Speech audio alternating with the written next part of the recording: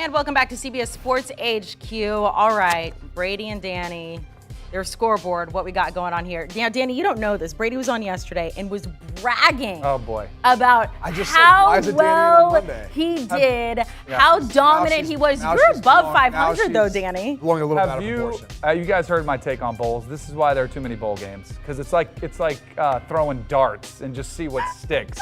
There's no edge in the bowl games until you get to the playoffs when teams don't that be matter that play. guy. What? Don't be that wait, guy. no one. We don't know who's playing. It's like gambling on the preseason. NFL preseason. It's a crapshoot. It's a crapshoot. That's part of it. It's luck. All I'm saying is bowl games are an awesome experience for a lot of the guys, 98%, who are probably playing their last football. No doubt. So it's an awesome experience and reward for a lot of those guys. 100%. Especially to his point, as tough as it is to pick. Did you guys make like a bet outside of this, like dinner or next year anything like will. that? Next year we will. Yeah, next year we will. But will. 100%, Golf club. the bowls that take place after December 28th, by and large, have been awesome. They have. The better the team, Most the of the more bowls at have been stake. pretty fun. Saturday was awesome. We just need college football in those games every single New Year's Yes. Eve. All right, let's get into the national championship. Your pick against the spread. It opened up Georgia 13.5. That is now down to 12.5. They are on track to be the first double-digit favorite in a college football playoff title game. I guess Brady will start with He's got honors. He's got honors. I'm laying the points with Georgia. And I don't love this. I really would love to see Sonny Dykes and TCU and Max Duggan do what no one thinks they can do and be the David in this David and Goliath scenario. It just seems really unlikely. I think Georgia is destined to be that team to repeat and be a top of college football once again. And it's a big number, and rightfully so. I think when you look at the talent, too, when you're watching the tape of both these teams in the trenches, which you really touched on, Danny, it's a decisive mismatch. And that's where I don't know how you game plan around that for 4 quarters. You can do it for a quarter, maybe a half of football. Eventually that catches up, and I think Georgia's going to be able to handle themselves with TCU. That has been phenomenal this year. They've had a tremendous season, just even getting to this point. But I'm laying the points with the Dogs. Yeah, do you want me to go with my heart, or do you want me to go with like an analytic approach? Because my heart tells me take TCU. And I've tried to talk myself into how TCU could win. Like looking at Georgia, was the Ohio State game, did they get exposed as maybe a weaker number 1 seed than we've seen? And I don't think that was it. I think Ohio State has elite talent on the outside. I think they have an elite quarterback in C.J. Stroud throwing the football, who had close to a perfect game and still came up short.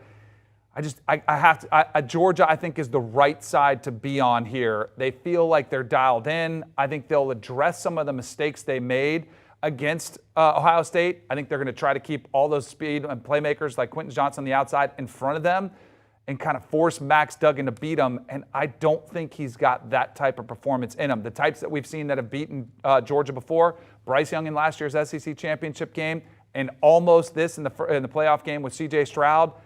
I hope I'm wrong. I would love to be wrong. I'd love to see the story continue and see this, first time we've seen a story like this, 5-7 to national champion. I just don't think it happens. I was listening to a Georgia podcast this morning, and a lot of them feel like, look, Ohio State was the toughest test for them this season. They made it past that, and they're not worried about TCU. Do you agree? If they take that, if the team has that mindset, then all right, let's go TCU. They might sneak up on them, but I think the team realizes, and the best thing that happened is all they have to do is watch the Michigan tape and say, whoa, this team's pretty good. Look at what they did to Michigan. I think Ohio State was the tougher matchup. I mean, I thought Ohio State would win the game and go on to win the national championship. So, yeah, I have a tremendous amount of respect for Ohio State. I do think they're a tougher out than TCU. Well, first off, you're talking about what fans are saying. If I'm a player and a coach on Georgia, I feel very lucky to be playing the national championship. I mean, if Marvin Harrison barely made it. Forget about the targeting call, which it should have been targeted. I don't know any guy who gets knocked out of a game on that type of hit where he's considered defenseless. It did look like it hit him above the shoulders to the head and neck area, yet it wasn't called.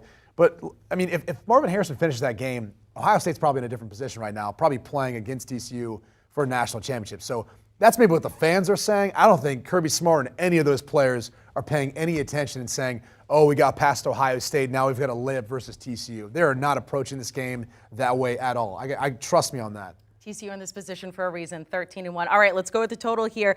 You guys agree, lay the points with the Georgia Bulldogs. The total, we saw a whole bunch of points this past weekend, 62 and a hook.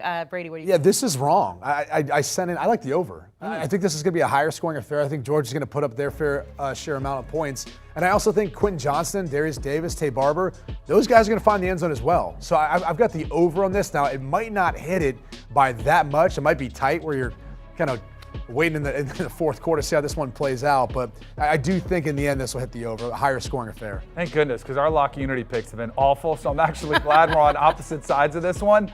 I'm going to go the other way because I feel like if TCU was to win this game, they would have to be in a shootout, and I don't. So I think Georgia will have more success controlling this defense, similar to what they did against Tennessee. They were able to control that defense, corral it somewhat. It's a different style than what we saw against Ohio State. The quarterback talent isn't there. And I do think the TCU-Michigan game got a little bit sideways towards the over because some of the pick sixes. I think both quarterbacks will be a little bit more cautious with the football, so I don't think you see many defensive points. And I think Georgia kind of corrals and controls that line of scrimmage like we talked about. And I don't think they're going to put up monster numbers against TCU's defense either. So I'm going to say it's a lower scoring game. There we go. We thought we had Lock Unity for a second. No. Not to be done. When he said that number's wrong, I thought he was talking about the total. I sent it to our producer, Jack. I have the over down. Georgia and the over. Come on, Jack. Well, look. Graphics are good. We're good. Opposite sides when it comes to the total there, but agreement, lay the points for the Georgia Bulldogs. The total 62 and a hug. Again, Brady taking the over, Danny taking the under there. Those are picks from Brady and Danny. We have a Sportsline live betting show Monday through Friday. You can bet they're going to be on during that national championship starting at 8 Eastern there Saturday and Sunday. Check them out at 1:30 Eastern and 2 o'clock on Sunday. Do you want a sports network that delivers everything that matters about the game? The highlights, the picks, the instant analysis, no yelling, no fake debates, no politics. Hit the subscribe button and never miss a moment.